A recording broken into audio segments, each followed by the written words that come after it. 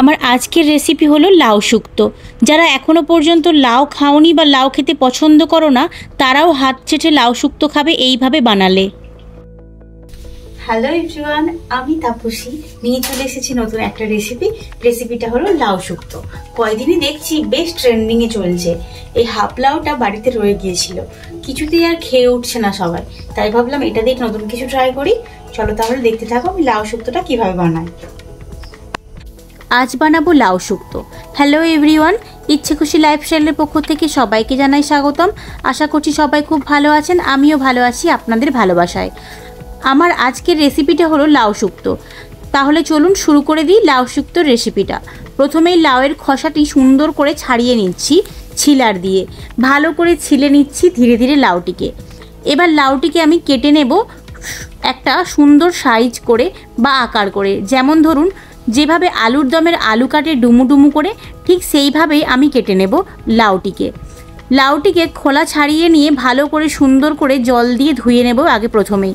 তাতে কি হবে, এর গায়ের যে সামান্য আঠা আঠা ভাব থাকে সেটা চলে যাবে। এইবার লাউটাকে কেটে নিচ্ছি ডুমু ডুমু করে। লাউটা এই রকম সাইজের আমি রেখেছি, আপনারা চাইলে বড়ও করতে পারেন বা ছোটও করতে পারেন, এটা আপনাদের জন্য অপশনাল। ধীরে ধীরে আমি সমস্ত লাউটাকে কেটে নিচ্ছি। লাউটা একদম নরম ছিল, কোনো রকম বিচে ছিল না। যদি কোনো রকমভাবে আপনাদের বাড়ির লাউ বিচে হয়ে যায় তাহলে অল্প একটু বিচেটা বাদ দিয়ে করবেন, তাহলে কিন্তু ভালো টেস্ট হবে এটার। ধীরে ধীরে পুরো লাউটা কেটে নিচ্ছি। লাউটা কেটে নিয়ে আর জলে ডোবাবো না, যেহেতু খোলা ছাড়িয়ে নিয়ে আমি এটা জলে ধুয়ে নিয়েছি অলরেডি। তো ভালো মতন করে আমি এটা কেটে নিয়ে এইবার অন্যদিকে একটা কড়াই বসিয়ে দিচ্ছি। কড়াইটা ভালো করে গরম করে নিয়েছি। এবার ওই গরম কড়াইয়ের মধ্যে এই লাউগুলো আমি ওর মধ্যে দিয়ে দেব। কোনো রকমভাবে তেল দেব না, এমনি নর্মালি দিয়ে দিচ্ছি লাউগুলোকে দিয়ে ভালো করে নাড়িয়ে চাড়িয়ে নেব। যতক্ষণ না এখান থেকে একটা গরম ভালো ভাব আসছে ততক্ষণ পর্যন্ত এর মধ্যে কিছুই যোগ করব না। যখন দেখব কড়াইটা ভালো মতন গরম হয়ে এটা বেশ ভালোই হালকা হালকা ভাব আসছে লাউগুলো থেকে, ওপর থেকে হালকা পরিমাণ লবণ ছড়িয়ে দেব।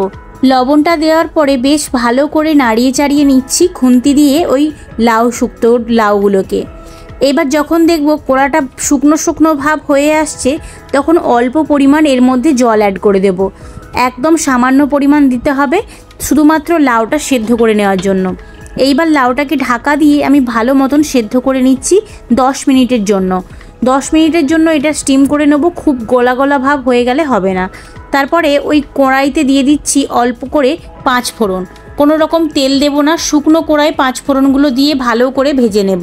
যখন দেখব 5 ফোড়নগুলো একদম লালচে হয়ে গেছে, দেখুন লালচে হয়ে গেছে, এইবার আমি এগুলোকে নামিয়ে নেব একটা ছোট্ট হামানদিস্তার মধ্যে।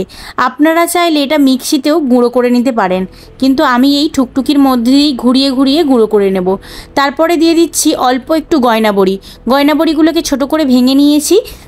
তারপরে একটু সরিষার তেল দিয়ে গয়নাবড়িগুলোকে একটু ধৈর্য সহকারে ভেজে নিচ্ছি।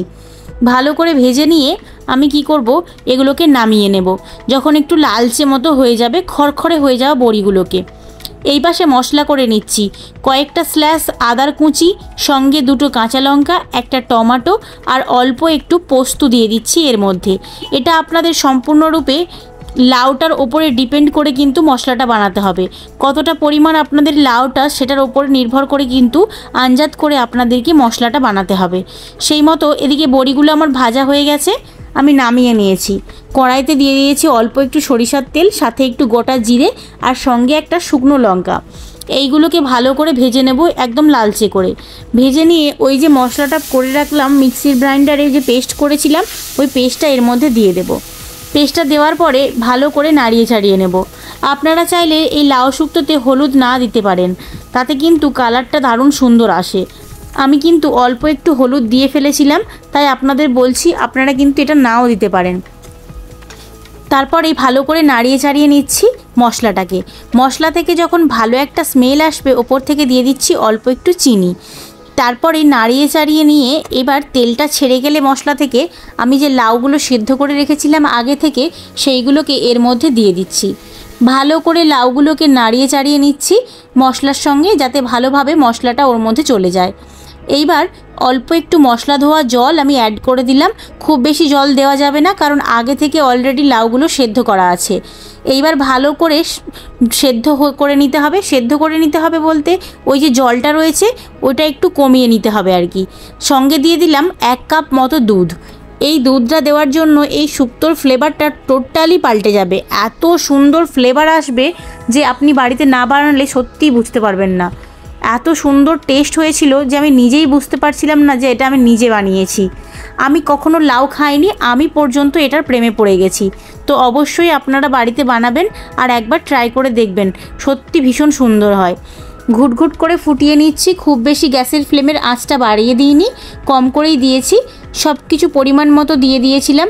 নুনটা একবার টেস্ট করে নিলাম, একটু কম মনে হতে অপর থেকে একটু নুন দিয়ে দিয়েছি।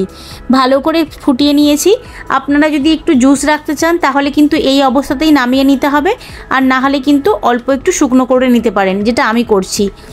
আর ওপর থেকে ভেজে রাখা গয়না বড়িগুলো দিয়ে দিলাম। গয়না বড়িগুলো দিয়ে অল্প একটু ফুটিয়ে নেব, যাতে গয়না বড়িগুলো অল্প করে সেদ্ধ হয়ে যায়। খুব বেশি সেদ্ধ করব না, তাহলে কিন্তু এগুলো ভেঙে যাবে। গ্যাসের ফ্লেম একদম স্লো করে দিয়েছি। এইবার যে আগে থেকে গুঁড়ো করে রাখলাম মশলাটা, ওই যে 5 ফোড়নের গুঁড়ো, এইবার ওপর থেকে ছড়িয়ে দেব।